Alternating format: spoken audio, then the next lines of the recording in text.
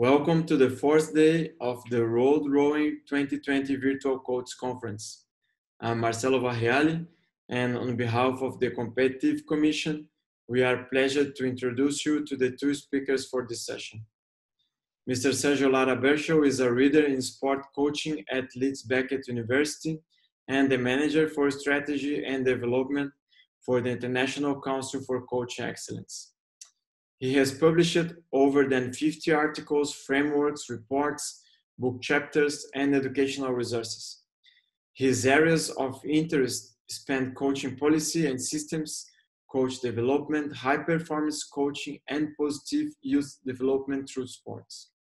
Mr. Sergio has delivered keynotes, lectures, and workshops across 5 continents and consulted for multiple high-level organizations.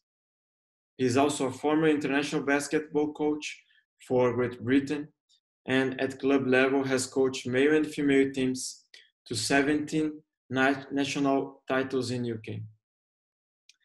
In alternation to the first program released, as Dr. Carl Hageskog is no longer available for this event, we will have the very important lecture of Dr. Sandra Kirby, appointed to Order of Canada last Saturday, November 28th, for her pioneering research on athlete harassment and for her sustained efforts and an advocate for equity, inclusion, and safety in sports.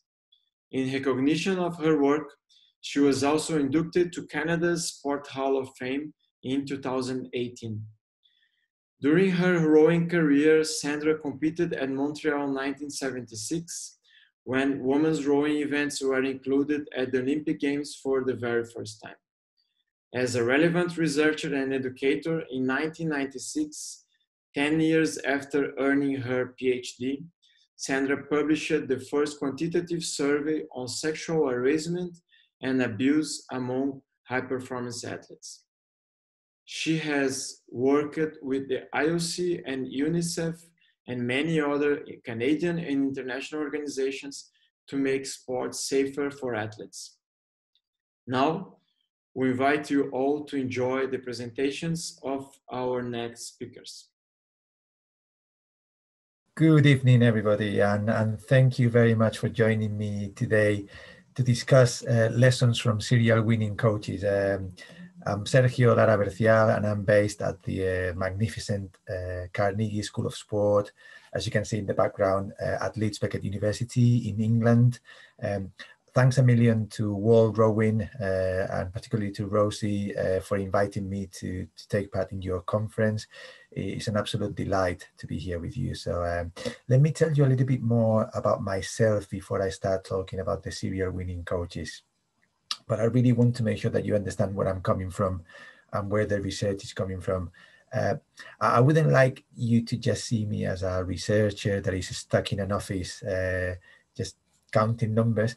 I am a practitioner, really. I am a coach, and that's where my identity lies. I really see myself as a coach that does research because he's interested in becoming a better coach, and that's where this comes in, really. And obviously, I have ended up teaching at the university and consulting for a number of governing bodies of sport or coaches on the ground. But my main priority really is always coaching, is to be out there with the kids coaching, and I've coached from international, national teams to very young children in primary schools. The next thing I'm going to ask you to do is to trust me, okay? And trust me because I'm a doctor, okay? So I want you to, if you can, very quickly find a piece of paper like this, okay? You might not see it because of the background, but a piece of paper, okay? Blank piece of paper, okay? And then I'm going to ask you to follow my instructions. We're going to do some origami on, blind origami and see what happens. Okay, so if you got a piece of paper, there we go. So I want you to fold it in half. So I'm not going to show it to you because I don't want you to see it. You got to follow my instructions. Fold the piece of paper in half. And now I want you to remove a little bit of the paper from the top part. So I want you to rip off, to tear off a piece of paper from the top, as you can see there. Okay, Very good. And now I want you to fold it in half again. Okay. And once you've already folded it in half again, I want you to now rip off or tear off, take the top right-hand corner of the paper. Okay. You can see the top right-hand corner of the paper, and fold it up again. And for the last time, I want you to now again take off, remove the top right corner of the paper, okay, like that. And now I want you to open the paper and see what you have. And this is what I got. Okay, you can see it there. Okay, this is what I got. And my question to you, or my challenge to you, is that you probably all had a different shape really after cutting out pieces. Okay, I gave you all the same instructions, but they all meant something different to you, and that's the point that I'm trying to make here, really, that throughout the presentation, all I'm going to try and give you some thinking tools, some ideas to think about. I'm not going to give you a magic recipe, because they don't exist. The coaches that we interviewed are all different, and they do things in a slightly different way. But we also wanted to see what could we learn in terms of what elements do they pay attention to, and how do they do what they do, what might be common to most of them. Okay. Now, at the same time as saying there's no magic recipes, there is also a situation where okay, all these coaches coach in a very different context to yours. Okay, or it is likely that they coach in a different context to yours. So from everything that I'm going to say today, there will be things that you will, that will fit into that blue part of the circle there, where you go, yeah, that's me, I do that, and this works for me. Okay. At times I might look at things that you may think, oh no, that's in the yellow, that's definitely not for me, that wouldn't work for my personality or for my context. Okay, and that's perfectly fine. And there might be times when you find yourself in the green part of the circle, where, yeah, I'd like that to be me, but I'm not ready for that yet, or my context is not ready for that yet, but it's something that I want to work towards. Okay, so that I want you to really, as I go through everything that I'm going to tell you today, to constantly try and make sense of what this means for you in your environment and for you personally. Because as it says there, if I'm going to give you content, and content is king, but really context is God. You need to really put the content that I'm going to give you into your context. And that's the only way this is going to work for you. Okay. So serial winners. Now, winning a gold medal at the Olympics or the World Championships, or a major trophy in a professional league, for most coaches is the pinnacle of their career. And they're very fortunate if they do it once. Now, there is a small group of coaches that have managed to do this repeatedly across, a long time span, perhaps with different teams, different athletes, and different countries over 3 or 4 decades. And we call those serial winning coaches. And we've been very fortunate that we were able to interview 17 of those coaches and 19 of their athletes, okay, to really try and understand how these people operate. Now, to give you some examples of the coaches that were in the sample, of the caliber of that coach, we've got people like Željko Obradović, 9-time EuroLeague winner. So this is the equivalent of winning the Champions League 9 times, but in this case in basketball. And he did that across 4 sports and a number of different countries. We also have Markus Weisse, 3-time Olympic gold medalist with Germany in field hockey. 2 of those with the men's team, and then he moved over to the women's team, and he also managed to win there. And you'll be wondering, and rightly so, were there any rowing coaches in the sample? Well, yes, there were 3 rowing coaches, 3 very successful rowing coaches. I cannot tell you who they were, because that would be a breach of ethics. I got permission from the other 2 coaches to reveal their identity. But obviously, in this context of rowing, I wouldn't be allowed to share with you the names of the rowing coaches. But yes, there were 3 rowing coaches in the sample. But I'm gonna test you. Okay, so this is your chance to really, on the chat box on as you're watching this, or just on a piece of paper, because actually this is not live. On a piece of paper, just write down who would be your choices for serial winning coaches in the world of rowing. Okay, so I'll give you 10 seconds to write a few names down. Okay, 5, 4, 3, 2, 1. All right, so maybe some of these names popped up. Okay, neither confirming nor denying that any of these 4 people were in our research. Okay, but hopefully some of these names popped up in your head when you were thinking about this. Mike Spraklin, Jutta Lau, Tom Terhar, and Jürgen Grobele, and many more. There are many more rowing coaches that could fit into this description. Now I'm going to ask you, in the context of rowing, the next question would be, in the context of rowing, and excuse that this says GAA there, but in the context of rowing, what are the key features that make coaching a challenging job? So again, think about in your own, write down on a piece of paper, what do you think are the key features that make coaching a difficult job? And I'll give you another 10, 15 seconds to think about this.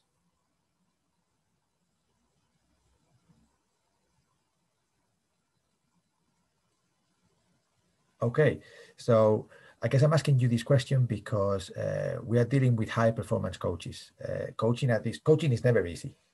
But at this level, there are a number of elements that make it even more complex, and that really we have to take into account in terms of, making ourselves the best coach we can be.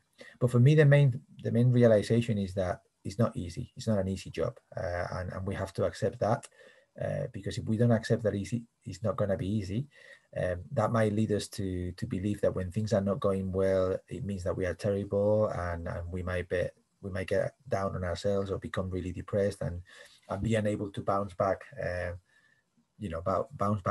get the job done. And the reality is that it's a difficult thing for everybody, even for the successful coach. Coaching is difficult. It's a challenging job. So don't feel bad because it feels hard. Okay. What did we want to do with this research? Most of coaching research that has looked at the high performance coach has looked at what happens above water, to the tip of the iceberg, basically, the coaching behaviors, the what do they do. Now, we are interested in that, of course, but we also wanted to know what's happening underneath the surface, really, because there's a lot of things that happen that we don't see. And for example, we were very interested to understand the personality traits of these coaches, their personal motivations, why do they do what they do. We also wanted to understand how they focus or plan their day-to-day. And we wanted to understand what their leadership style is, what kind of leadership styles contribute to this nearly impossible success. So we're going to go through a number of these things today. First thing we did was we looked at their personality traits and also their motivations. But in terms of personality traits, I have to be completely honest with you. When I really went into this study, I had some preconceptions about what a super coach, a serial winning coach, has to be like, really. And I thought they were going to be a cross between Count Dracula and the Wicked Witch of the West. And this is perhaps because I've watched every American sports movie you can find, or perhaps because of some of the coaches that I grew up with.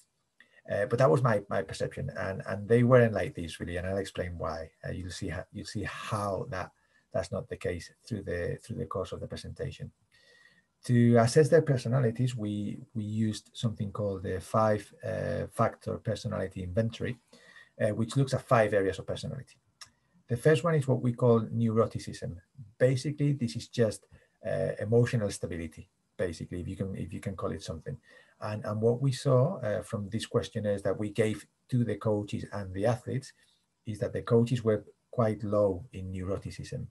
In other words, they're quite high in emotional stability. So they don't really think about conspiracy theories. They don't get down on themselves too much. They are able to bounce back quickly when something doesn't go right. They're quite upbeat, really, in that sense. Then the second factor we looked at is openness. That's much more related to the elements of creativity, to the elements of being able to look at things in different ways, to being able to listen to other people to see if what they say might be useful to you, to be interested in learning. And of course, what we saw with these guys is that they're very open. They're very keen to learn new things.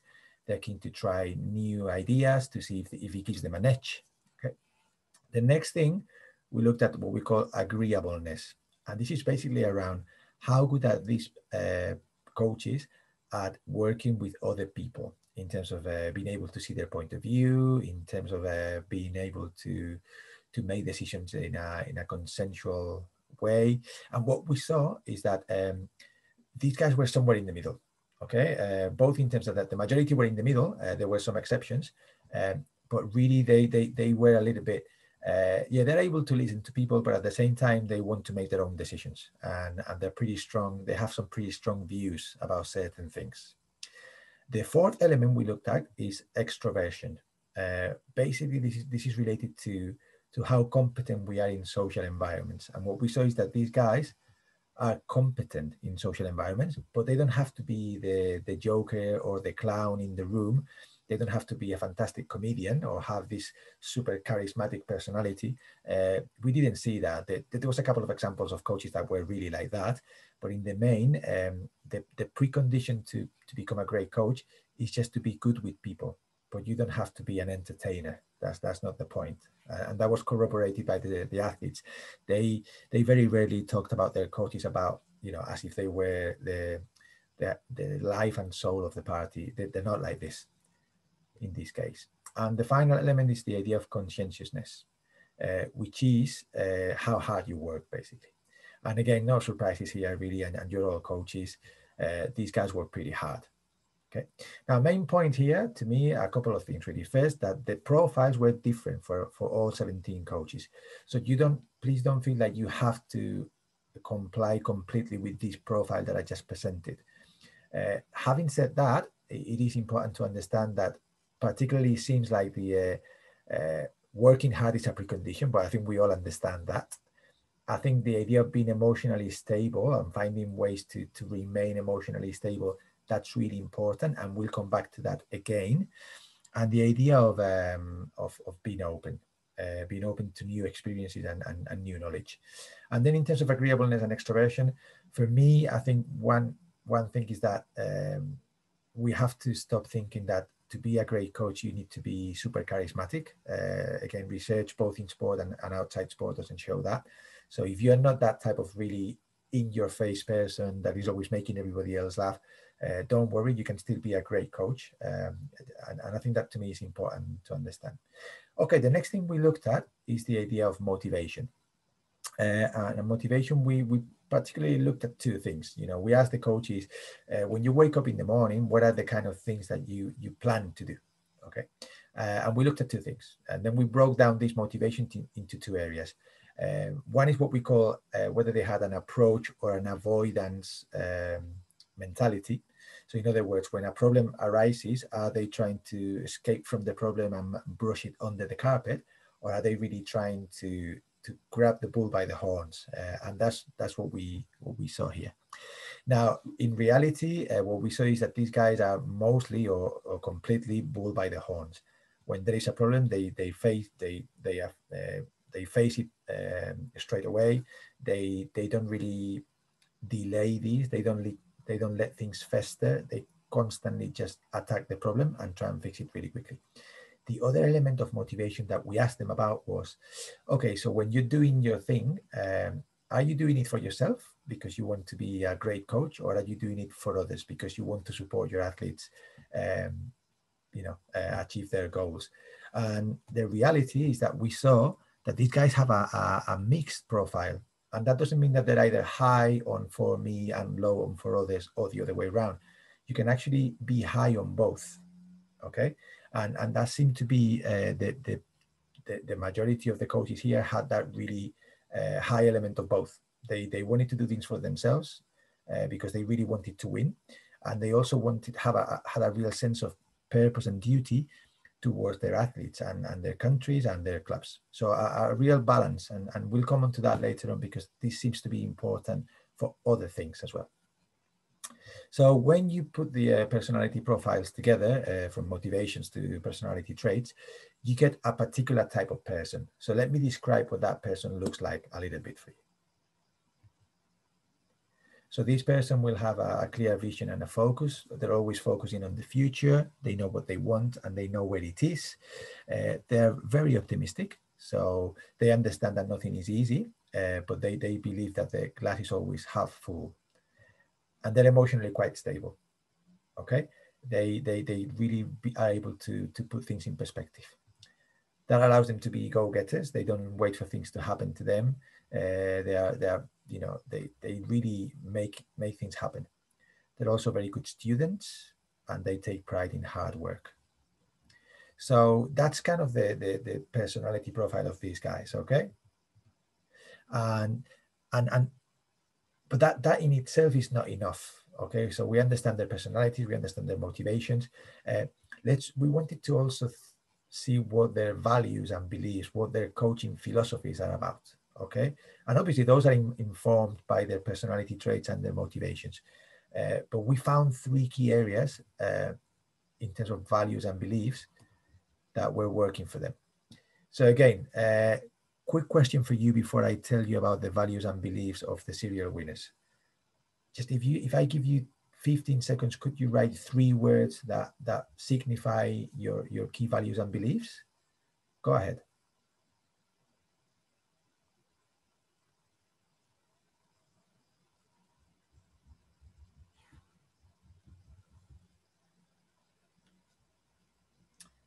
Okay, so let me tell you what values and beliefs underpinned the coaching of these serial winning coaches. We found three key areas. The first is that they really they were really married to a high moral stance, and this came very strongly from the interviews with the athletes as well. So they felt that their coaches were very honest, trustworthy, reliable, respectful, and those elements of trust, responsibility, loyalty, they came back time and again on the interviews. We also saw that these coaches use the athlete as a compass. What does that mean? That they really were athlete-centered. They wanted to ensure that the athletes were able to, that everything started and finished with the athlete, and that they really went out of their way to support the athlete in achieving their goals, and consulted with the athlete to ensure that the program was well tailored for them. And don't get me wrong, this doesn't mean that these guys don't push, okay? And this doesn't mean that these guys don't make decisions that sometimes may go against the athlete. And that's particularly in team sports where you have to select players every weekend to play your game. That's unavoidable. But in the main, the athletes felt that the coaches, because of that high moral stance and always thinking about the implications of their decisions for the athletes, were able to maintain this athlete-centered approach. And perhaps one of the biggest surprises of the study for me, having been a high-performance coach myself, it was this idea of work-life balance. And the coaches emphasized the need for a strong work-life balance. Even in some cases, and this will be the case for some of you, where coaches are spending upwards of 200 days a year away from home, traveling to training camps or competitions, they still felt that they needed to get some kind of work-life balance, even a relative one. They don't do a 9-to-5 job, they appreciate that. But in terms of, for example, when they return from those trips, to make sure that they have some quality downtime with family and friends, that when they are in the middle of coaching in those trips, that they sleep well, eat well, do exercise, and be in touch with family. Just really find whatever works for you. And that might be very personalized, but you need to find a way to get that work-life balance. So those were the main sort of areas of coaching philosophy that we saw from these guys. Now, we were also interested in understanding their day-to-day. So how do they plan their day-to-day? What do they spend time doing or working on? And we saw 3 key areas, okay, in terms of the day-to-day. The day-to-day revolved around the idea of vision, people, and environment. So let me take you through this. In terms of the vision, it was very clear that these guys, as we mentioned before, had a really clear idea of what they wanted to achieve and what that looked like and what was necessary to be done to be able to achieve this. Now, as he says there on that point one, they were very strong on future-proofing that vision. So they weren't just concerned about what do I need to do to win today, but also what do I need to do to keep winning 2, 3, 4, 5 years from now. In terms of building and rebuilding squads, if they were in a team sport, understanding the technology, for example, in some of the more physiologically based sports, and they did that very well. Now, on top of that, that second point around complexity, what does that mean? Well, actually, it means that, as you well know, high performance sport is a very complex activity with lots of moving pieces. And what these guys were able to do very well was to be able to simplify that complexity, to understand the main components and which of those would offer the main return on investment.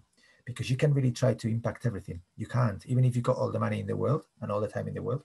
They were very keen on focusing on the understanding which are the areas that are really going to give you the return. And obviously they were very good at planning, reviewing, and adjusting. But to me, the idea of future-proofing your vision and simplifying the complexity, to me that's quite interesting to look at as a coach. Then we talked about people. And obviously what the coaches were saying, and they were very unapologetic about this. They were saying, well, I've won a lot of gold medals or titles because I've coached great people. But they took credit in selecting those people, okay, in really finding not only the best athletes, but the best fits for the cultures they want to create and for the way they coach, all right? So that's important. That it's not just about finding the best athlete, but the best fit. And also that applied to the staff. So assistant coaches or sports science staff, the coaches were very keen to get the right people there. Not the most knowledgeable, but the right people. And the second point there is the idea of developing belief. Once you've got the people in the system, you need to make sure that they believe first in themselves, in their capabilities. Second, in you as a coach and how you can support them. And then in us, in the whole group, coach, athlete, support staff, organization, to get everybody literally in your case, rowing in the same direction. But they really spend time to work on that idea of belief, and that's really important. That was really important to them. And obviously, again, as you well know, coaching at the high performance level, you're not only dealing with your athletes, you're dealing with a high performance team and an entourage, okay, which could be in excess of 30 or 40 people. So being able to spend time managing these people and understanding that this is part of the job was really important to them. And finally, once you've got a vision and the people, you need to create an environment where those people can realize the vision. And the environment was focused around a number of things. The balance of really extremely high expectations. So everybody should know what's expected of them and what standards we work towards in this particular environment. But that has to be coupled with a substantial amount of support that allows people to behave in that way. Because we can just be always pushing without any support, and they were able to understand that. So that led to the creation of this greenhouse effect, where if you get the environment right, development happens. It's unavoidable. Okay, the flowers are going to blossom because the environment is right. And in relation to that, there was quite a lot of them talking about the idea of no stone unturned, always looking for advantages, marginal gains, as we call them sometimes. And for me, very importantly, part of the environment was the idea of managing upwards. As I was saying just a minute ago, as coaches, we are very comfortable managing downwards, so managing our assistant coaches or managing the players. But it's harder for us to manage up, to manage the performance developer, the performance manager, or managing the club chairman or someone at the federation. It's important that we get more comfortable doing that, because those people have a lot of influence on our environment. So if we don't manage them, it's going to be hard for us to create the right environment. Okay, so that was the day-to-day, vision, people, and environment. And then we were looking at, okay, so now we know the personalities and motivations, we know the philosophy, we know the day-to-day. What does that, how do they bring this together in terms of a leadership style? Okay, and what we saw is what we call driven benevolence, or caring determination, whichever one of the two you like the most. What does that mean? Driven benevolence or caring determination is the relentless pursuit of excellence, balanced with genuine and compassionate support for athletes and oneself. So we really saw coaches that were really as comfortable pushing people to the limits of what's humanly possible, balanced with coaches that at any given point could just sit down with an athlete and talk about life, their love life, their finances, their families, and really show a real genuine care for the athlete, which was highly appreciated of the athlete. In other words, if we're going to ask these people to do extraordinary things and really push their minds and bodies beyond what's humanly possible, we're going to have to support them. We're going to have to be there for them, and we're going to have to understand what drives them, what motivates them. So let's break that down a bit more. What do we mean by being driven, and what do we mean by being benevolent? So in terms of the elements of drivenness, the coaches were very clear and wavering high standards, always at working to the highest possible standard. And as soon as we reach that point, take it up to the next level.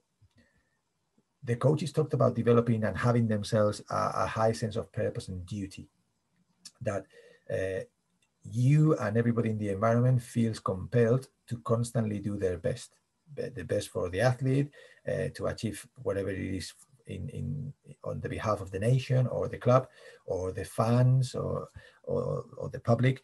But they really had this really strong sense of purpose and duty, that what they did transcended, was more important than just winning or themselves. They also had a little bit what we call a pathological desire to win. And in that sense, a lot of this was motivated because they were failed athletes. Out of the 17, 14 had been elite athletes themselves, but only 2 of them had actually won a medal at the Olympics. So they had amends to make, and up to 5 of them had to finish their careers early because of injury or accidents. So they had something that they needed to prove themselves and achieve as a coach what they hadn't achieved as an athlete. Once all that happens, these guys are all in commitment. There's no half measures. So it is important to understand that these guys committed to coaching with everything, and nothing came between them and coaching. And I know that's a little bit counterintuitive with the idea of the work-life balance, but that's where they start. They start all in commitment, and then they find the way to remain all in committed while finding a little bit of a balance to be able to last the distance, because this is all about the distance, okay? And they had this 2020 vision. What does that mean? That they could keep focus both on the future, but also on what needs to happen today. So they were short-sighted and long-sighted, if you will. They can look both ways and really look into the future, and then translate that into what needs to happen today.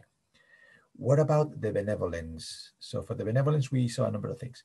First is that they were, as we saw in the philosophy, they're all about people. They really care about people, and they want to do good by people. That leads them to wanting to understand their athletes, to understand their motivations, what drives their athletes, and to look at that as part of the job. Before we are understood, we need to seek to understand others. And finally, the other element of benevolence, both for their athletes and for themselves, is this idea of the sun always rises again. Okay, this idea of no matter how bad your day was, tomorrow is another day. So don't spend too long down. Don't dwell on mistakes or failure too much. Learn what you can and move on quickly. Okay, so we got this idea of the leadership, and these guys were able to know when they needed to be very driven, when they needed to be more benevolent. They could pick their moments, if you want, and pick their battles.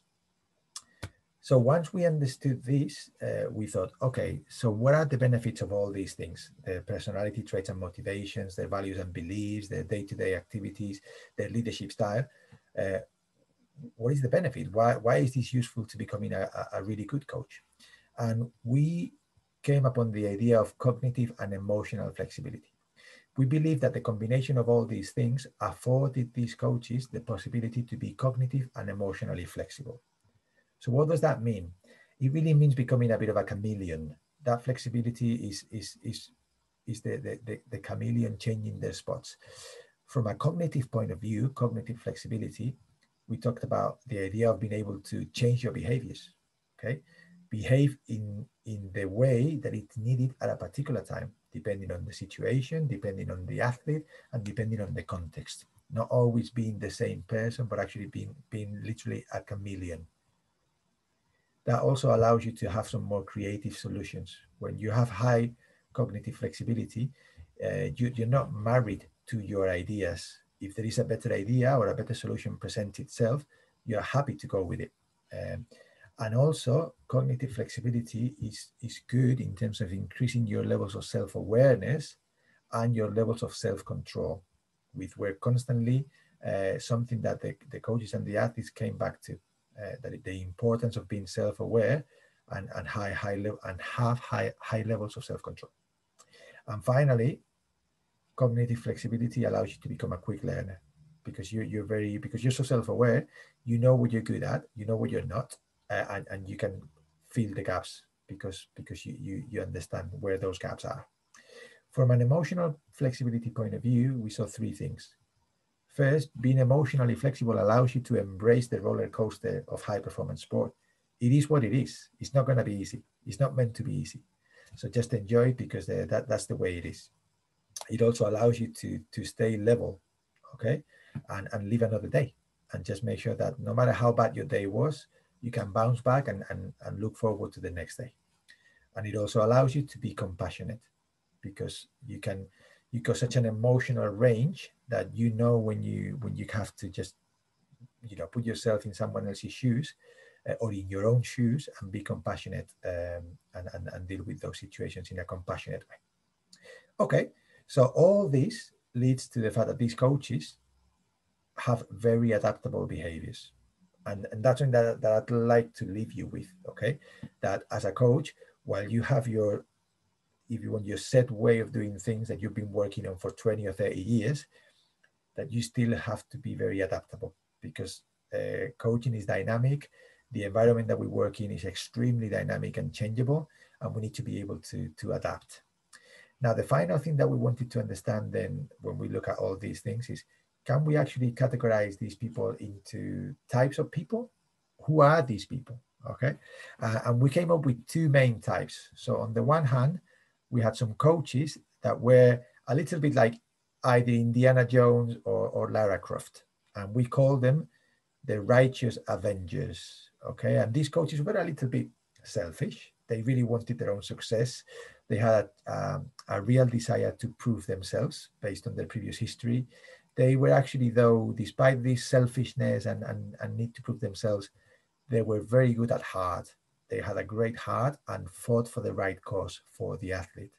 Okay. And they were so committed that were ready to die at any time. Okay. So that's one type of coach that we saw. And a lot of coaches fell into this space. But then also some of the coaches fell into a different couple of characters, which were more like Mother Teresa or Gandhi type characters. And we call them the higher purpose altruists. And these guys were always about the greater good, the success of the nation, the success of the club. They were really, really into personal sacrifice. I'll do whatever it takes for the greater good. I'm always going to fight for the right cause, regardless of the consequences. But being like Gandhi or Mother Teresa didn't make them soft, okay? They had a steely determination to make things happen. So you might want to think about whether you see yourself in one camp or the other. Okay, I personally see myself much more on the Indiana Jones type of situation, but I'm learning to move towards the other one when I need to a little bit.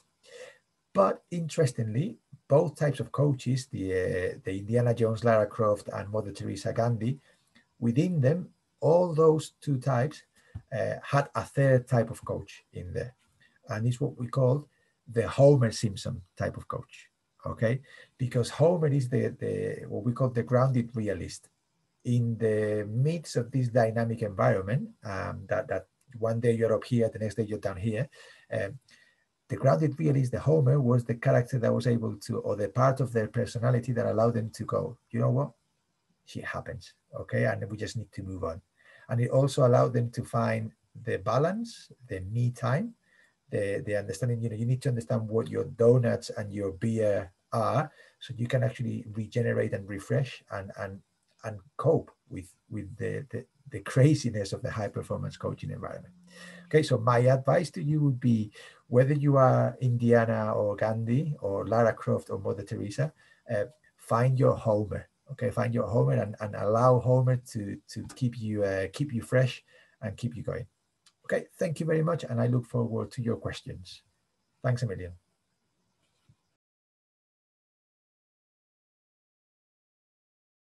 Good day, everyone. Welcome to the session on safeguarding for coaches, the evidence base. I'm thrilled that there's such a large audience for this. It's a very important topic, and as you all know, coaches have a very important role to play here.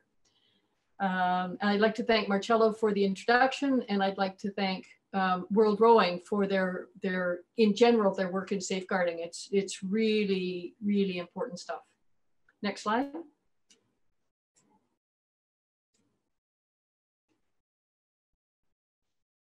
So who I am, I'm Canadian.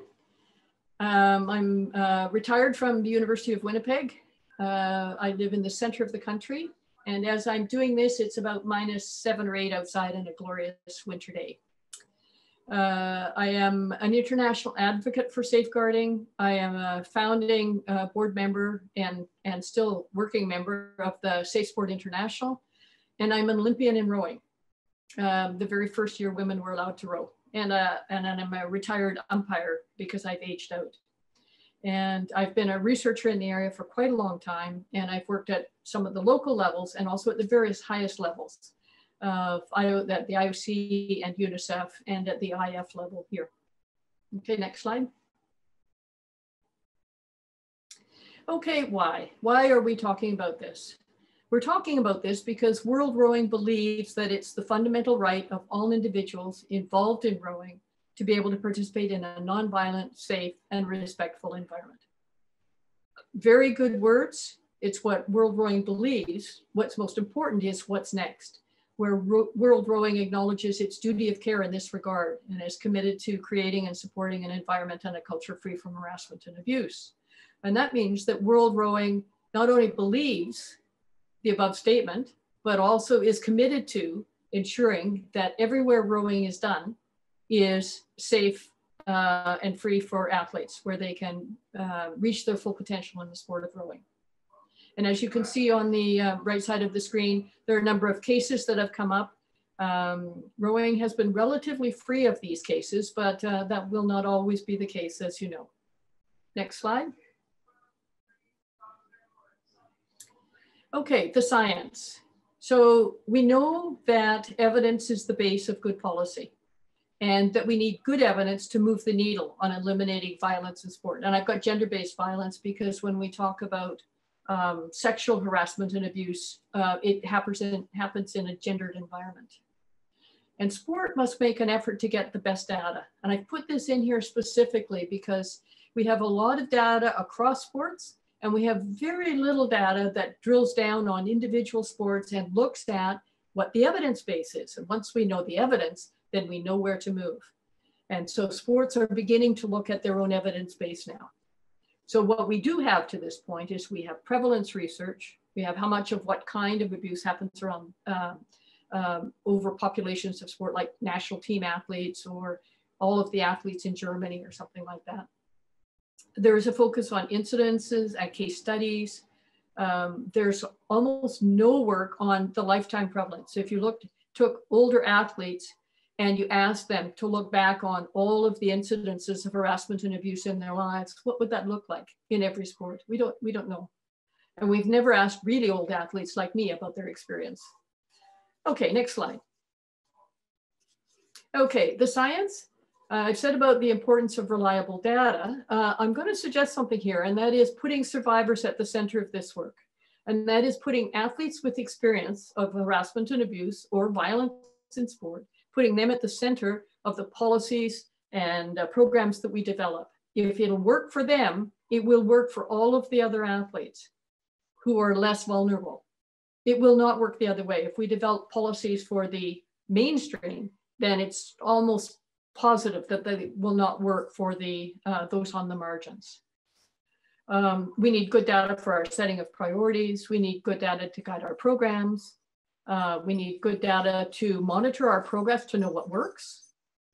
And we need good data to advocate so that we can help raise awareness, so we can help athletes when they come forward. And Mike Hartill says this: information puts pressure on individuals and organizations to identify the problems, to work on them, and then to know if they're successful. And that's what World Rowing has committed to. Next slide. Okay, sport and safety. The safety depends on whose hands sport is in. If you have really good leadership, sport can move to safer and safer platforms. But as you know, it's not always a safe endeavor. And sport may have, I address this later as well, but sport may also have a certain kind of privileged status where it's so well regarded and the athletes are so good and there's so much at stake that it escapes scrutiny on the main issues, like, are the athletes safe and are they healthy and are they well? And our terminology differs. And I put this in here only because when you look across different sports, even within sports, the efforts here are not well joined together. They're not well coordinated. And in some cases, they work at cross purposes. So having good data and having good leadership should eliminate some of these things. Okay, next slide. Okay, the uniqueness of sport. I'll race through this because you know this. In the sport of rowing, progress is made through achievement, right? You succeed and you succeed and you succeed and you keep moving along and competing at increasingly international levels. We know that the coach or coaches are involved in the lives of athletes to the degree where some athletes will say the coach is the most important person in their life, more important than their family, more important than their relationship, the most important. The coach's authority is largely unquestioned. So in sport, we build athletes who are compliant. We tell them what to do and we expect them to do it. And they expect to do what they are told to do. They don't resist in general. So if we wanted to have athletes be more self-reliant, we'd have to give them a little more decision-making early on in sport, which we don't really do. We do know that persons in authority or trust are involved in athletes' well-being. So the coach has a lot of authority over athletes, but so do other persons in authority. And that would be the team selectors, those involved in the administration of sport. It might be the medical people, those people with authority in the entourage. They're all involved in the athlete's well-being. That means they also can be involved in not supporting the athlete's well-being. There's a lack of supervision, lack of scrutiny in high-level sport. And where there is reduced scrutiny around successful athletes, this is a particular hotspot for us. Just because an athlete is successful in terms of medaling or success in racing does not necessarily mean that they're in a healthy and strong environment. And sport also tolerates isms. And here the isms, the main ones are, of course, racism, sexism, maybe able-bodyism, things like that. Okay, next slide. Okay, safe sport. What is safe sport? All athletes have the right to safe sport, sport which is fair, equitable, and free from harassment and abuse. Very simple. Fair, equitable, free from harassment and abuse. Okay, next slide. Okay, and this applies to all athletes. So whether they're young or old, at any level of sport. But these ones here are the ones who are most at risk. Elite athletes are more at risk than other athletes in sport. Children are more at risk than adults, and children, particularly the girl child, more at risk than others. Para-athletes are more at risk than non-para athletes. Athletes who are lesbian, gay, bisexual, or transgendered are more at risk. In Canada here, we have Indigenous athletes. We know very little about that. And this happens in many nations in the world. They are in many ways below our radar so far.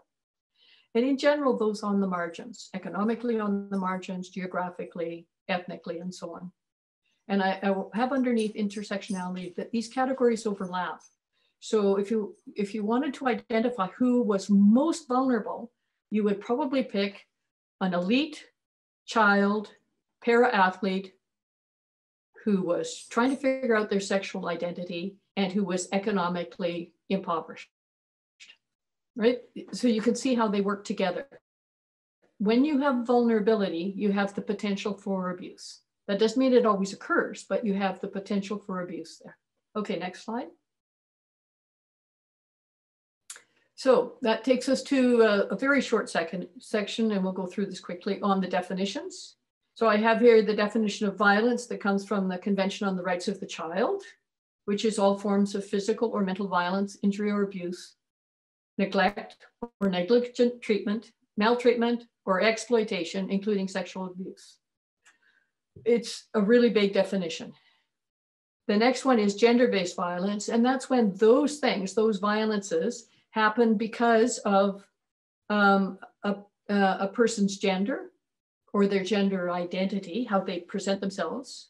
It may not agree with their actual gender, the expression of gender, or how someone perceives their gender.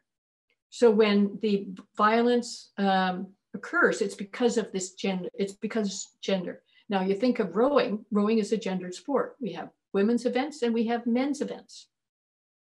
And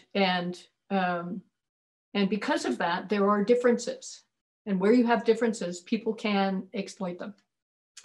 Okay, the third one is unwanted or unwelcome conduct.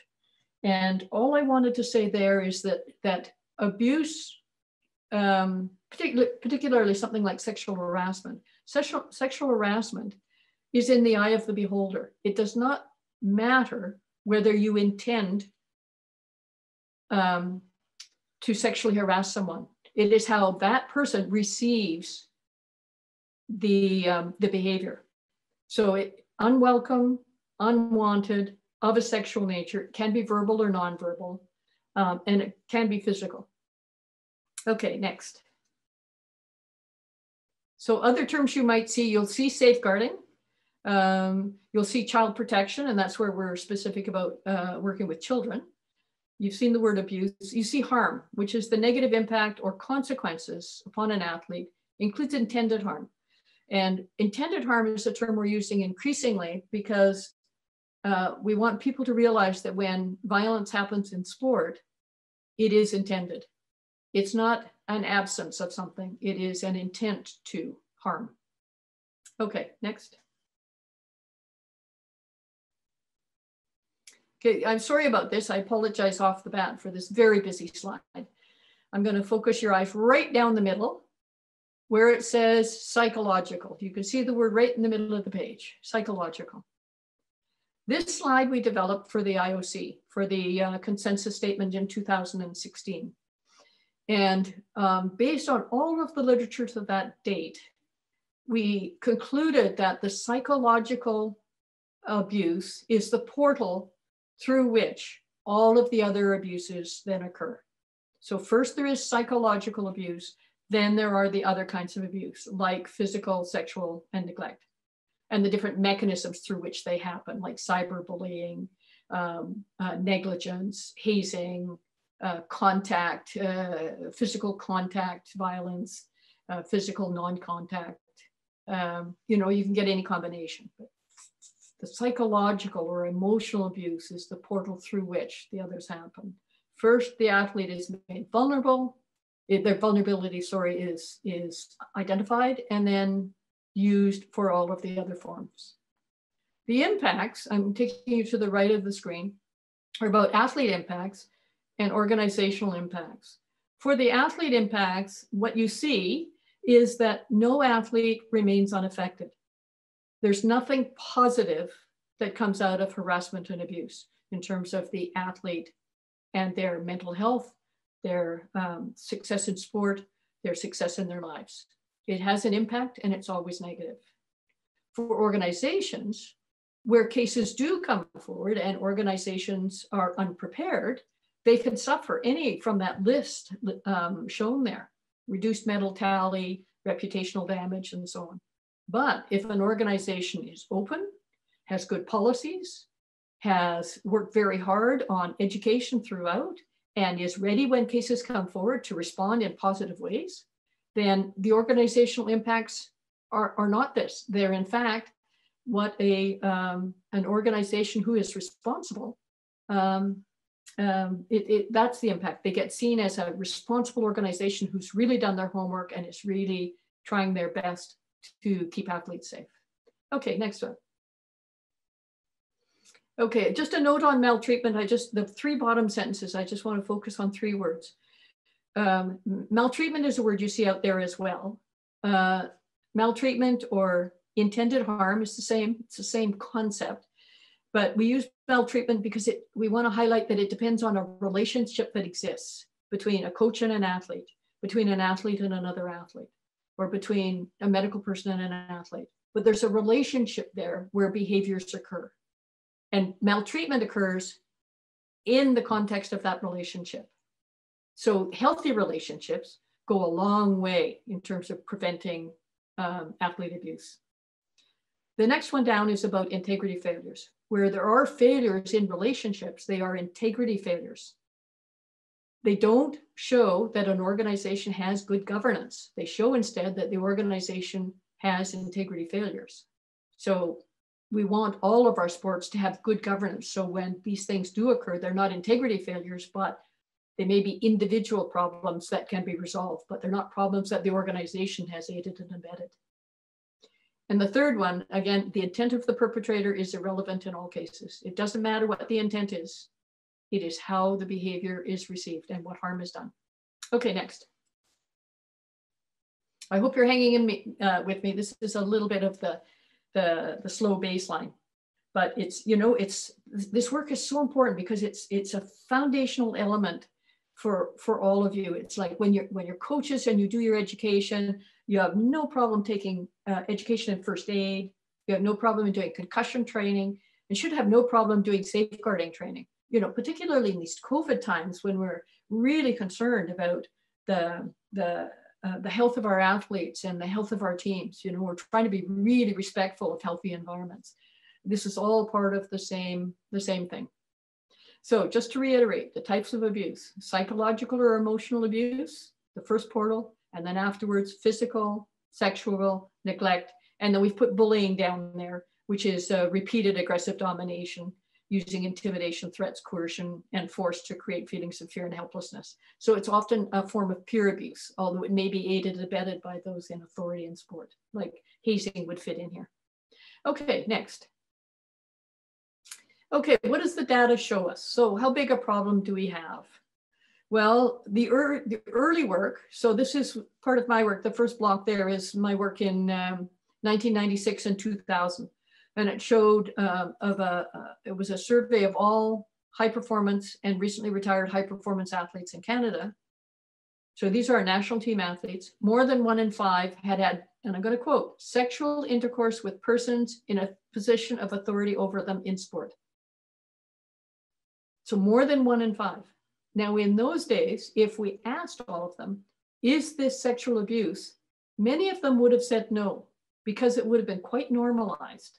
And it would have been, for some, an expected pattern of abuse that they had to experience in order to stay on the road to go to the Olympics. The thinking has changed dramatically with the Me Too movement and Black Lives Matter and so on. So the thinking of the athletes has changed dramatically. And also, sport has questioned seriously the rightness of relationships like this in sport. We see them now as abusive, where consent is impossible. Another study, this is Perrin and Hilmi, this is also from Canada, found that about 3% of athletes in sport, of children in sport, are victims of sexual abuse. So that means for every 100 kids that you coach, 3 of them are likely to be victims of sexual abuse. So many of you have coached many people through your lives. So Just think about that number. The largest study I've seen is this one with about 10,000 participants on homophobia in sport. This was done out of Australia in 7 countries. And you can see the rates there for homophobia is very high in sport. 70% of those who responded felt unsafe in sport. Yeah, sport, we have to do better than this.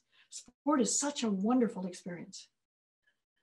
Okay, Kerr and Sterling, you're going to see more of this later, but 65 to 85% of athletes experience psychologically abusive coaching practices.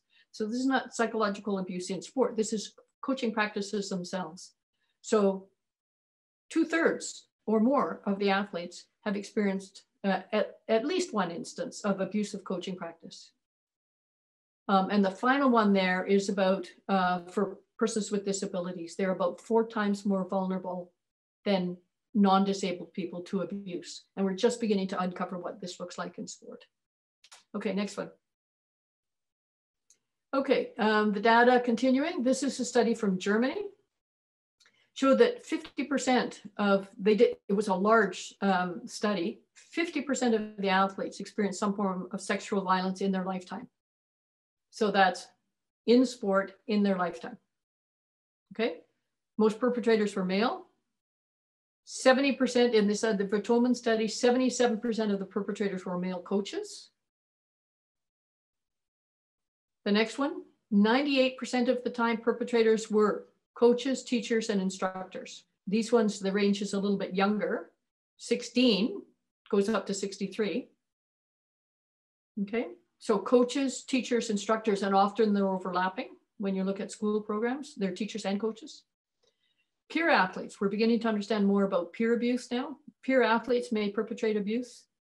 And then I talked about the Indigenous athletes around the world. In Canada, our little access shows that our levels are unknown. And we really have to do a better job there. Okay, next. Just a little more on the data. Okay, I'm going to skip this one, Lucy. We'll just go right to the next one. Thank you. This one I think is really instructive. When you look at, this is a study done, and you can see how we're looking at female and male in the top 2 bars. And we're looking at with migration patterns and without migration backgrounds in the next ones, and so on. The more gray there is, the healthier the population is. So you can see just by looking at the top 2 bars, males have no experience with sexual violence, 76% of the time, where females have no experience with sexual violence, 52% of the time. And if you go across and you look at the last piece, the dark orange piece, 5% of the time, female athletes experience sexual violence with physical contact, where males experience that same thing 1% of the time. So it's safer to be a male in sport than a female in sport by a long shot. With the migration background and without the migration background, it's slightly more safe to not have a migration background than to have one. And you can see, again, that dark orange, with the migration background, 5% have sexual violence with physical contact experiences, as opposed to 3% without. Heterosexual and other sexual orientations, you are safer if you're heterosexual in sport. And by a long shot, when it comes to the sexual violence with physical contact, that number is 4 times higher than if you are heterosexual. And the final with para and non-para sport. If you're non-para, you're safer than para. And you see that same 3% and 5% showing up at the tail end. So it gives you a pretty good picture of where the violence occurs and how a difference in your vulnerability makes a difference in what you experience in sport. Okay, next one. Okay, and this one, I think you have to click on it 3 times here to get our circles. This one is for Tolman 2015. And it shows psychological, physical, and sexual abuse down the left side. Moderate or severe experiences only. So this is not all experiences. This is moderate or severe. In the total sample of 4,000, this is Belgium, 26% athletes experience psychological harm of a moderate or severe nature. When you go across the different categories of vulnerability, ethnic minority is a little lower, lesbian, gay, bisexual athletes, a third higher, elite athletes and disabled athletes, way up there, 14% higher than the average population through the 4,000 sample. For physical abuse, it starts at about 10%, which is 1 in 10, has moderate or severe physical experiences in sport of abuse, 1 in 10. The numbers go higher, higher, higher, and look for para athletes. 3 times. And for sexual violence, moderate or severe, about 12, almost 13% in the population. When you go across the categories, again, increasing, and for para athletes, 31. So it's 2.5 times that of the normal population. But look at the numbers for our elite athletes. Look at the numbers for our elite athletes compared to the sample of all athletes, which were a general sample in Belgium.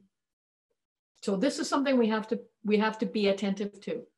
So you can see how difficult it would be if you were a para athlete, elite, LGB, and from an ethnic minority. I don't know how we understand that kind of vulnerability yet. Okay, next slide. You just pop through these, Lucy. Thank you. Okay, and the last one I'm going to talk about is the current Wilson and Sterling from 2019. This was of 1,000 athletes in Canada. The numbers don't add up. I don't know why, but this is the numbers that were reported. You can see the breakdown for racialized, disability, Indigenous, and LGBTQ2+. What I found interesting throughout was the comparison between the current athletes and the retired athletes reporting on the same thing. We'll just go to the next slide. Okay, so for the percentage of athletes who experience at least one form of harm by self-reported gender, in other words, by whether they call themselves male, female, or other, and the other is negligible here. For psychological harm, female current athletes experience way more than males. Retired female athletes experience way more than retired male athletes. In every category along the list, you get the same pattern. You can see psychological harm is big, physical harm is lesser, sexual harm is bigger than physical harm, certainly for women, not for men, but for women. And the current retired on neglect, higher again for females than for males. This doesn't mean that we need to say we have less of a problem with males than we do with females. It does mean that we probably need different strategies by gender, and we need an understanding of the relationships that are occurring that are gendered that bring about these numbers. Okay, next one. Okay, we'll skip this one. I know it's mine, but we'll skip it. Okay, so the non-recent abuse. I've already highlighted the fact that there's a lifelong impact, that nobody comes out of an abuse situation not impacted. We know, I must say, we know very little about the perpetrators at this point and the impact of this on them. It's something worth considering. Re-victimization is an issue. When victims do come forward, they may be re-victimized by the process that they find themselves in, whether it's a legal process or a process within sport, or maybe in civil society.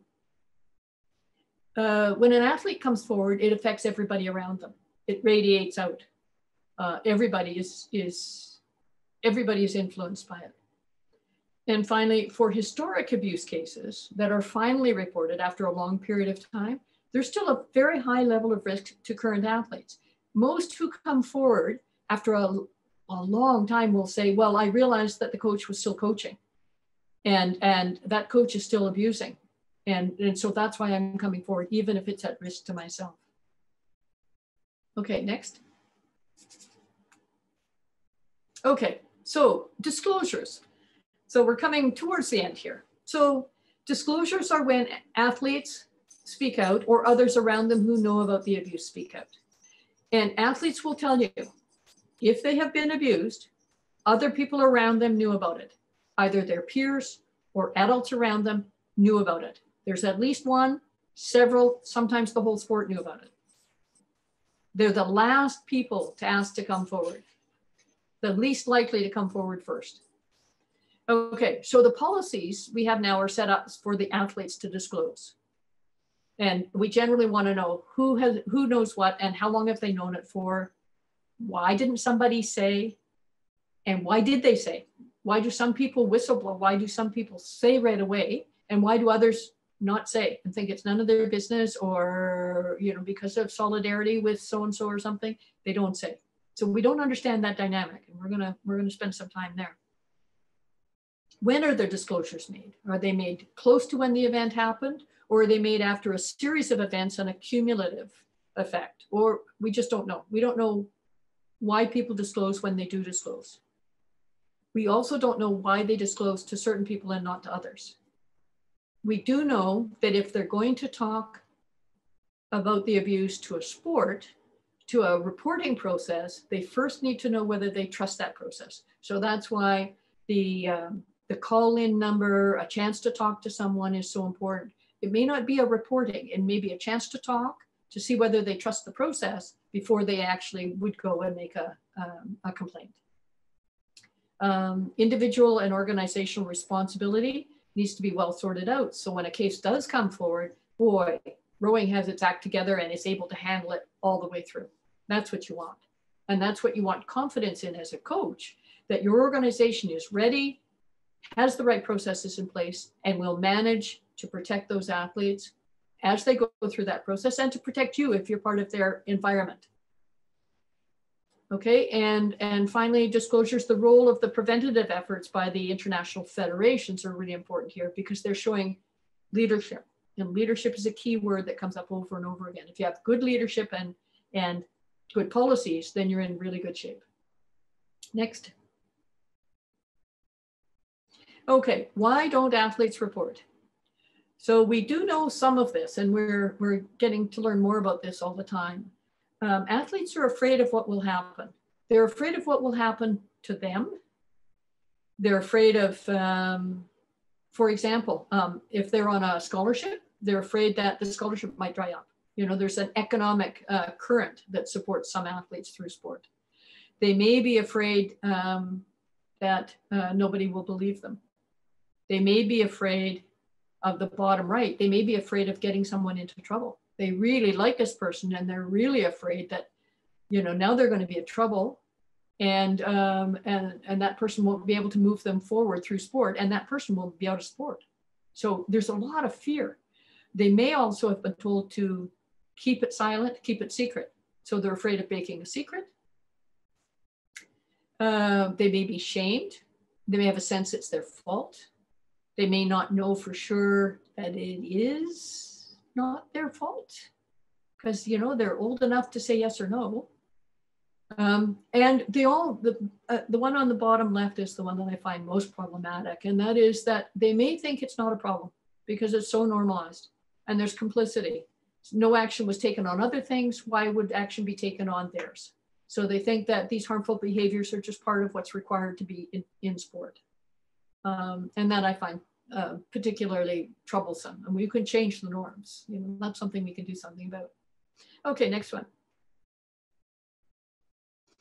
Okay, Kerr also found, I'll just highlight a couple of these. There is a silencing around the athletes' disclosures and reporting.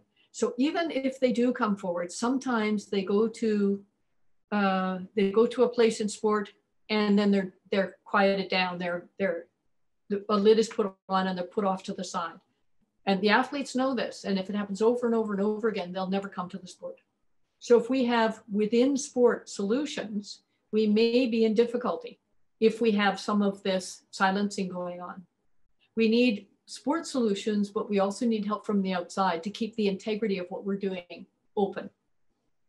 Another one I want to talk about is the fear of blacklisting. That's the second last one. It's the fear of someone, say a whistleblower, speaking out first of all, are they going to be believed? Are they going to be supported? Or are they going to be blacklisted by others for speaking out, for rocking the boat? There's a fear of the coach. The coach has a lot of power. There's a fear that the coach may wield that power in a way that will further harm the athletes. And there may be fear of parents finding out, particularly for, for younger athletes. Okay, next. So we're coming to the end here. So the role of coaches, you are the most magnificent people in sport. You are the ones who manage the basic relationships. You are the ones who ensure that athletes are facilitated on their path to success. And athletes may have, exposure to one of you, two of you over a long career, or may have many coaches influencing them along the way. Nonetheless, each one of you is very important to the athletes. So I'm asking you to reflect on how you can create and encourage a safe sport environment in all that you do. I mean, what is it you do with athletes and with other coaches that can help this safe sport environment happen and be enhanced at every turn? What is it that you can do?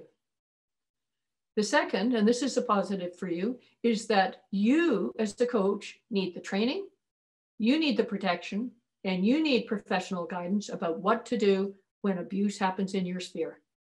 You need to know that you need to know what to do.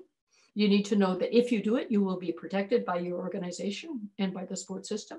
And you need professional guidance. You need people in the reporting process who will help you through it to make sure that you're well supported and that you do the right thing so that you don't get into difficulty in any which way. Okay, so those are real positives for you, both of those. The third one is a little more difficult. This is asking you to speak out when you see questionable behavior or gray zone corrections. So when you see somebody around you who's behaving poorly, a coach who insists on a one-on-one with an athlete behind a closed door repeatedly, you'd want to call out that kind of behavior from that coach.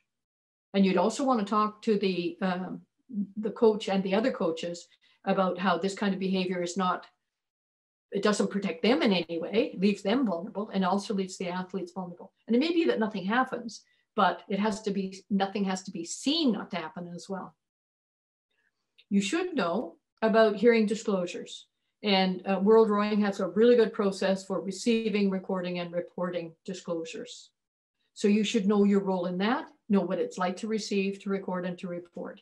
Go through that experience with, even if it's not a real situation, go through it so you know what it looks like.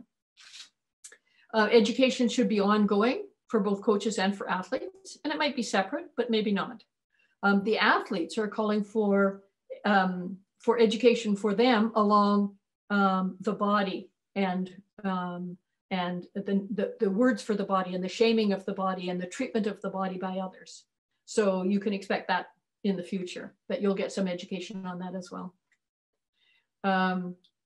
We in rowing need to make the intervention steps very clear for you, so you know what your responsibility is. If the case does come forward, you know exactly where to go to report, and you know what your role is. And there's a statutory requirement. For example, there's a must report.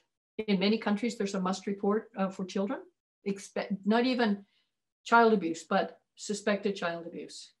There may be a moral imperative. And what is the policy in rowing? You should know what rowing is doing here in terms of interventions. You know at the IF level. Do you know at the member federation level? Do you know at your local level? And if there aren't policies there, then maybe one of the things you could do is be active in making sure those policies get into place. And finally, if a case comes to your attention, I'm just reminding you that it's not that something is broken right now. It's that something has been broken for many steps back, and that the healing that you're going to be part of also have to go a long way back. That individual athlete and all the relationships to bring them forward and to move into the future positively. Okay, next slide. Okay, just where are we now? We have gaps in the research. We have great international leadership developing and the leaders talking to each other. We have pretty good national leadership in some countries. You'll notice the absence of the global south in some ways. We don't have a lot in Asia. We don't have a lot in Africa. We have some, but not much. We have the rising of athletes' voices. I'd point you to, if you wanted to know what this looks like, an organization called Darkness to Light, another one called Army of Survivors, where the athletes are beginning to band together and have their voices heard. And we're also beginning to see the role of foundations, which are funding, and the Center for Human Rights in Sport in New York, it's a UN organization, are beginning to take real leadership here in sport. Next. We see, and you're familiar with, I'm sure, work at the IOC. You can click in there and find all kinds of good work, in particular the Athletes Protection Toolkit and the Athlete Protection Working Group that's there. In the UN, you can see the study on violence. You can see the International Safeguards for Children. That's UNICEF. And I mentioned the Center for Sport and Violence in New York. And other work that's going on. The one I'm in, Safe Sport International, the role of your international federations, and the role of kind of respect-based programs for adults and minor athlete safety, like the the Center for Protection in Sport in the UK and Respect in Sport in Canada. There's quite a lot of work going on there. Okay, and finally, you can always be called upon to do research or to provide data. We can't always be called upon to do research or to provide data. So this is a place for rowing, is about getting better research, getting better evidence. More research is needed around the world. There are gaps. The middle one, coaches, you should know at the end of this and feel very proud that you have an important role to play in safeguarding. And that if you all work hard on this, that it will radiate out and sport will be better and better and better because of your interventions. Need for good data, need for proactive and preventative research and education by the international federations. And finally, invitations to international federations to work together. And that's what we're seeing across summer sports, across winter sports, and across summer and winter sports. So at the center of the page, for me, is always the athletes and the problems, and the coaches and the roles, the important role they have in, you all have in safeguarding. Okay, I'm sorry I can't be part of the question and answer, but thank you very much for the opportunity to present.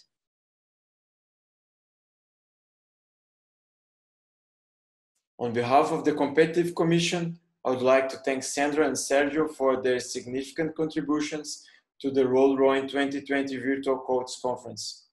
I would like to remind you all that today's speakers will also take part in a live question and answer session on Saturday, 5th December. The session for today's presentation will start at 9:40 Central European Time. Please send in your questions to Rosie McGurlett, Chair of the Competitive Commission, or put them in the Zoom chat at the time of the live session, and we'll try to get as many answered as possible. Thank you to all of you for joining the conference.